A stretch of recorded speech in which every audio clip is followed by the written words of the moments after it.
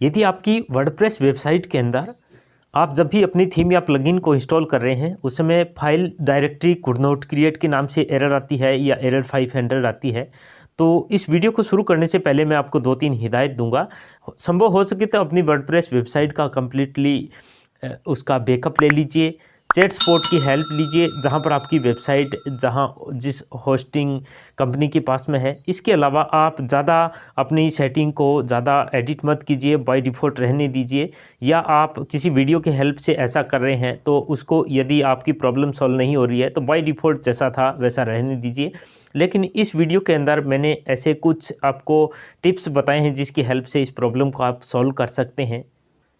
देखिए, जब भी हम किसी थीम या प्लगइन को इंस्टॉल करते हैं तो क्या मैसेज आता है, एरर। देखिए, जैसे मैंने जनरेट प्रेस को इंस्टॉल करने का प्रयास किया, ऊपर एरर आया, installation failed, could not create directory, इस प्रकार का मैसेज आता है। और वर्डप्रेस में यदि आपको इस प्रकार का ब्लैंक आपकी थीम दिखाई देता है तो ये देखिए, ये एरर जो है वो डायरेक्टरी से संबंधित है, यानी आपको सी पैनल में लॉगिन करना होगा। जहाँ भी आपकी वेबसाइट है उसके सी पैनल में आप लॉगिन कीजिए, या what ever name you called it.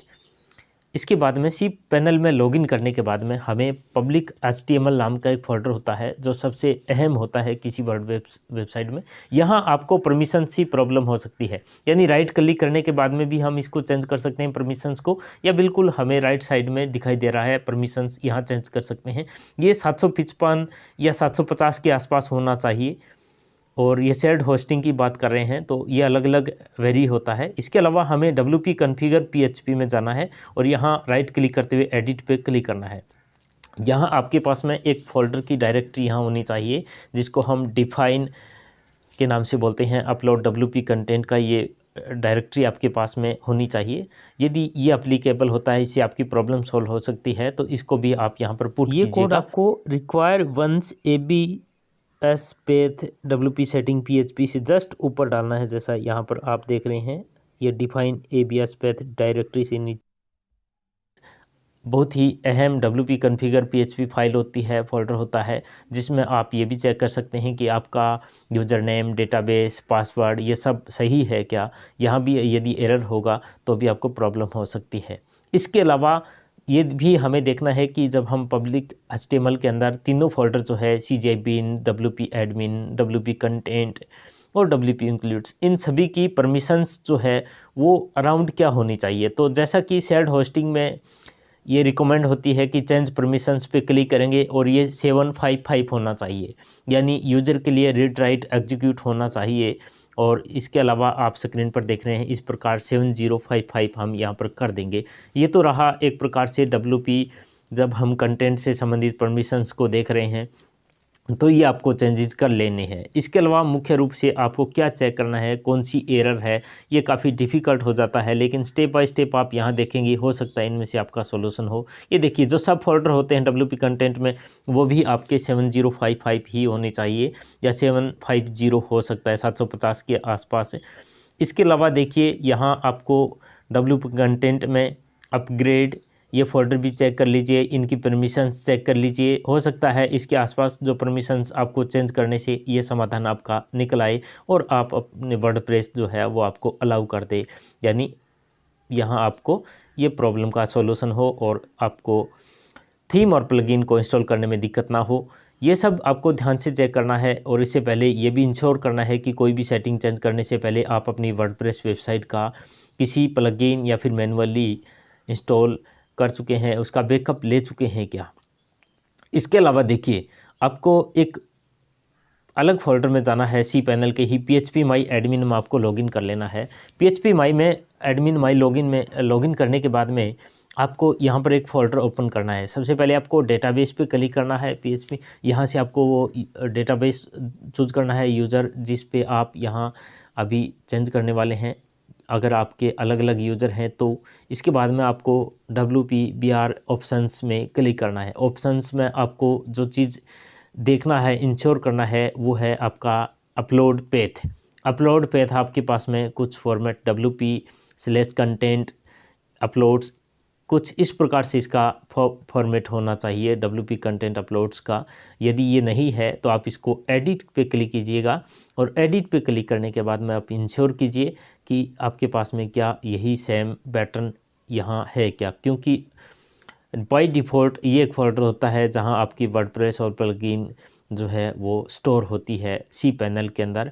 तो ये यदि ऐसा नहीं है तो यहाँ पर आप चेंज कर सकते हैं। वापस हम पब्लिक HTML में आ जाते हैं और यहाँ आप देख सकते हैं कि आपका परमिशंस जो सही है क्या। यहाँ आप एक काम और कीजिएगा, WP कंटेंट में आप व्यू ट्रेस में देखिए, यदि आपने बाई चांस यदि डिलीट कर दिया है अपना थीम या प्लगइन तो क्या कीजिए, आप व्यू ट्रेस में बिल्कुल राइट कॉर्नर पर ऊपर आपको दिखाई दिया, फिर हम जिस भी थीम या प्लगइन को रिस्टोर करना चाहते हैं उसके राइट क्लिक कीजिएगा और यहाँ पर आपको एक काम करना है, वो आपको प्रेस करना है।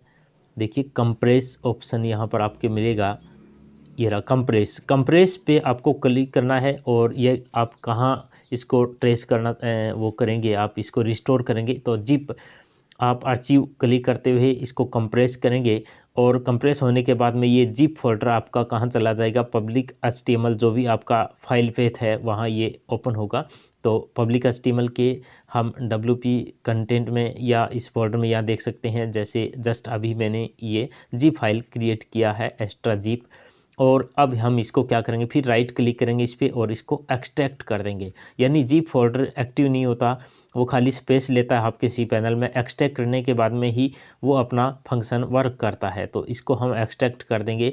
और ये भी एक तरीका है, यदि आप इस प्रकार से कोई प्लगइन या थीम को बाय चांस बाय मिस्टेक आपने डिलीट कर दिया, मेरे केस में भी यही हुआ है। मैंने एक फ़ोल्डर को डिलीट WP कंटेंट में थीम्स और प्लगइन जो एक्स्ट्रा थे उनको डिलीट के दौरान मैंने डिलीट किया और फिर WP एडमिन में उनको बाय मिस्टेक यहाँ ट्रांसफ़र कर दिया था, यानी रिप्लेस उनका हो गया था, जिस वजह से WP प्लगइन में मुझे व्यू ट्रेस में ये मिले थे। तो ये आपको ध्यान रखना है कि ये देखिए एरर जो है वो भी आपको शो होगा, क्या एरर कौन सी लाइन में कहाँ एरर आ रही है, कुछ इस प्रकार से एरर में भी आप चेक कर सकते हैं।